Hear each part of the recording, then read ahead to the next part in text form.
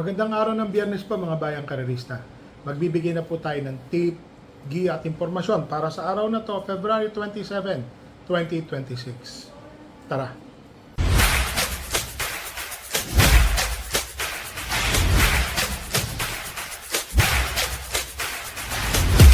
So mga bayang karerista, ngayon pong araw ng Biyernes, meron pong hinandang 8 karera. Pakita ko lang po muna ang ating kopya. Po.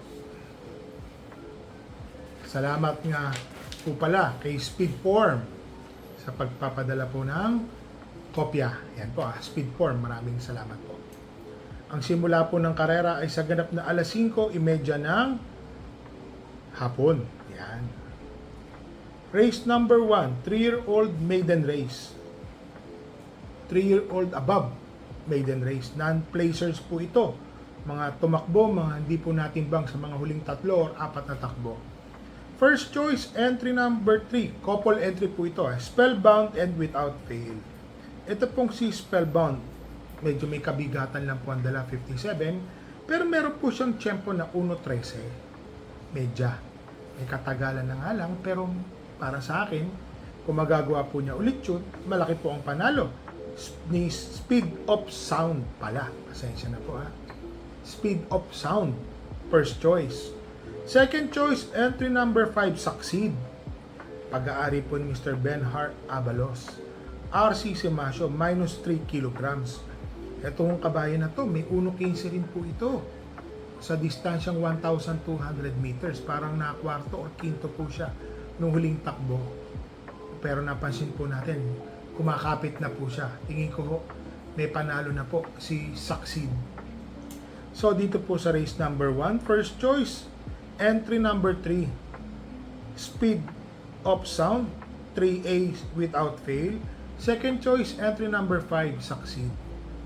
Dito na tayo sa race number 2, rating 17 to 41 split, 8 runners, 1,200 meters. First choice, entry number 8, Go G Go. RJC Tabor ang papatong.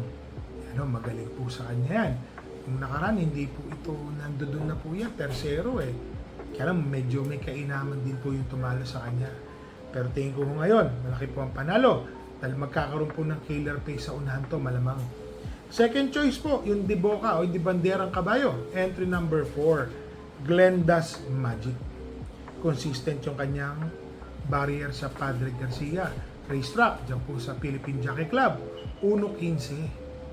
Kung mag-i-improve pa ito ng mga 1.5 segundo o 1 segundo, 1.14, tingin ko malaki po ang panalo ni Glenda's Magic. Second choice, matuling kabayo.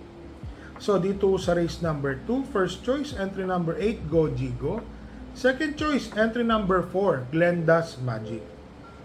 Dito na tayo sa race number 3, rating 17 to 41 split, 1,200 meters ang distansya, 8 runners. First choice, dihado po ako. Entry number 3, Prince Arman. Maganda po yung tinakbuhan niyang barrier noong nakaraan. Nasigundo po siya. Para sa akin po, baka nandoon na, baka pwede nang manalo. Prince Arman, first choice. Second choice po, entry number 1, Pretty Penny. Itong si Pretty Penny, galing po ito sa tersero kung di po tayo magkamali ng huling takbo. 1.30 sarado ang kanyang tinapos. Same racetrack, ang distansya po is 1,400, pero ang lakas din po ng kanyang naterserohan. Tingin ko malaki rin po ang panalo nito. Entry number 1, Pretty Penny, second choice. Third choice, entry number 4, Tenteng Enteng. Jigger paano? Ang problema lang, paano po yung timbang? Ang bibigat po nila. 58 kilograms ang dadalhin po. Ito pong si Teng Enteng. Nanalo po ito ng barrier ng 1.16. Same racetrack po yan, 1,200 meters. Napanood natin. Meron pa ho si Kabayo. May panalo po. So dito sa race number 3, first choice, entry number 3, Prince Arman. Second choice, entry number 1, Pretty Penny. Third choice, entry number 4, Tenteng Enteng. Kasi may anak po akong, pasensya, may anak po ako si Enteng. Yun po ang tawag ko. So dito na tayo sa race number 4, rating 17 to 41 split, 1,200 meters, 8 runners. First choice, entry number 1, Beyond Compare. Na-review po natin, may panalo to rito. Yung panalo niya nung nakaraan, si Alvin Guse. Si Jackie Alvin Guse po ang sumakay, 1.13 medya ang kanyang tinapos. Tingin ko ngayon, Pau Guse po ang sasakay. Parehas naman Guse, parehas mainam manakay. Tingin ko may panalo po ito, malaki. Noong nakaraan, paremati po ito, nagulat ako Nanalo ng parang nanonood ng bandera, tas tersero, tas kumana ulit Nanalo siya, 1.13 medya ang tinapos. Tingin ko ngayon, malaki po ang panalo ni Beyond Compare, first choice. Second choice, entry number 4, Static.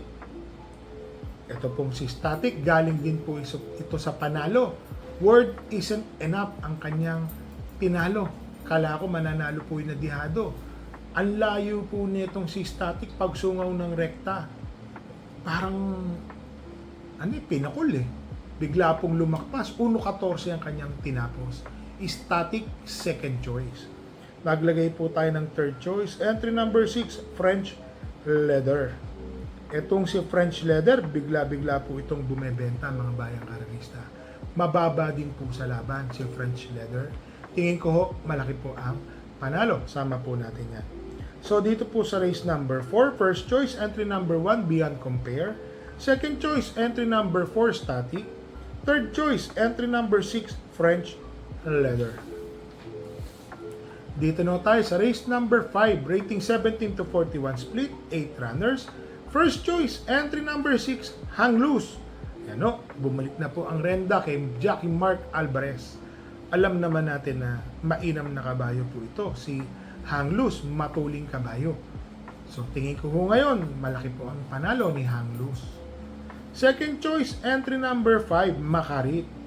Kaya ko siyang ginawang second choice. Kung sakali yung magkakaroon po ng habulan sa unahan between Sahib, Bright Mind, and Hang Loose, Makarit po. Meron din po itong 1.15 sa same distance po. Tingin ko, pwede pong makachamba or makasilat po. Second choice. Third choice, entry number 3, Bright Mind. Itong si Bright Mind nung nakaraan, nagulat ako, di po siya yung unang lundag siya, umatras, tas kumana, parekta, sabay layo. Mainam po pagkakapanalo. Same Jackie po. Si Alvin Guse po ang pumatnubay dito. Tingin ko kung maggaganon po ang diskarte, malaki rin po ang panalo niya. Alam naman natin, kaya kung sinasabi ko sa inyo, Sahib, Bright Mind, Hang Loose, matutulin po yung mga yan. So dito po sa race number 5, first choice, entry number 6, Hang Loose. Second choice, entry number 5, Makarit. Third choice, entry number 3, Bright Mind. Dito na tayo sa race number 6, rating 17 to 41 split, 1,200 meters, 8 runners. First choice, napakatuling kabayo nito. Entry number 7, Sega Tulin. Yan Tingin ko po, nakatagpo po ng laban. Si Sega Tulin, mga bayang karalista. Tingin ko, malaki po ang panalo. Naglagay lang po ako ng second choice pang protection. Entry number 1, Nalibunan. Yan si Nalibunan po. Mga bayang karalista, meron din po itong 1.14 sa same racetrack, same distance po yan. Dito po yan sa Philippine Jockey Club. Dito po yan sa Padre Garcia. Para sa akin po, may tsamba po yan. So dito po sa race number 6, first choice, entry number 7, Sega Tulin. Second choice, entry number 1, Nalibunan. Dito na tayo sa race number 7, rating 42 to 56 split, 7 runners, 1,200 meters. First choice, imported na kabayo. Entry number 1, True Blue. Yan, alam niyo naman, iba ho kasi ang imported, mga bayang karalista. Para sa akin po, True Blue. Tingin ko matuling kabayo, pwede yung sumunod, magaan po ang laban, malaki po ang panalo. True Blue, first choice. Second choice, entry number 5, Black Prism. Ito, bumulaga nung nakaraan. Dihado, segundo, kung di po tayo magkamali. Malaki po ang panalo nito, si Black Prism, second choice. Naglagay po tayo ng tuldok, entry number 7. Sama po natin yan, Animal Lasal. Galing din po ito sa segundo. Natitimbang po ito, mga bayang karalista, consistent. tingin ko ho, malaki din po ang panalo. So dito po sa race number 7, first choice entry number 1, True Blue. Second choice entry number 5, Black Prism. Third choice entry number 7, Animo Lasal. So dito na tayo sa race number 8, 1,200 meters, rating 42 to 56 split, 11 runners. Eto, dito po ako, entry number 4, Hombre. Mainam na kabayo. Ang pag-aari na po ito ni Mr. Melvin Raimundo. Ayan o. Tingin ko, malaki po ang panalo. Alam naman natin, nag-1.26 to dati sa Malbar.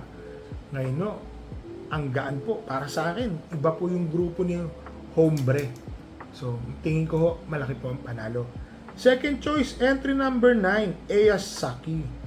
CP Henson, si Boji. Nung nakaraan, nadoon na to eh. Pero tingin ko ngayon, Boji ulit ang sasakay. Tingin ko, malaki po ang panalo. Third choice, entry number 7, Light Bearer. Ito po ang pwedeng magdala ng marcha. Light Bearer, mga bayang karerista ha. Nakaraan, segundo rin po ito si Light Bearer. Tingin ko ngayon, pag napabayaan po, napansin nyo naman yung mga karera lately. Kung sino po ang nauna, naka-medya trangko, nananalo. So para sa akin po, and race number 8, entry number 4, Hombre, first choice. Second choice, entry number 9, Eyasaki. Third choice, entry number 7, Light Bearer. So mga bayang karerista, magpapasalamat po na po ako sa mga bumate sa aking karawan ngayong araw ng Huwebes. So maraming salamat po sa inyong lahat, mga bayang karerista, sa pagbate at naging masaya po ako. So ngayon pong araw ng Biyernes, wala po tayong kabayong na isali. Alam ko, meron po ata ako, parang kundi yung Sabado, Linggo. Yan po, meron po tayong tatakbong kabayo. So mga bayang karerista ha, sana po nagsisitama tayo sa karera po, lalo na pagdating po ng, alam natin, pagka fast track, doon na tayo sa mga matutulin. Napansin ko po, ganun po talaga. So mga bayang karerista, parati po namin kayong nire-remind. Bet small, win big, bet big, lose big. Tandaan nyo po sahuran po ngayong araw ng Biyernes. So wag po tayong todo-todo. Unahin po natin yung budget para sa pamilya saka sa mga mahal po natin sa buhay. So mga bayang karerista, happy racing po sa inyong lahat and stay safe.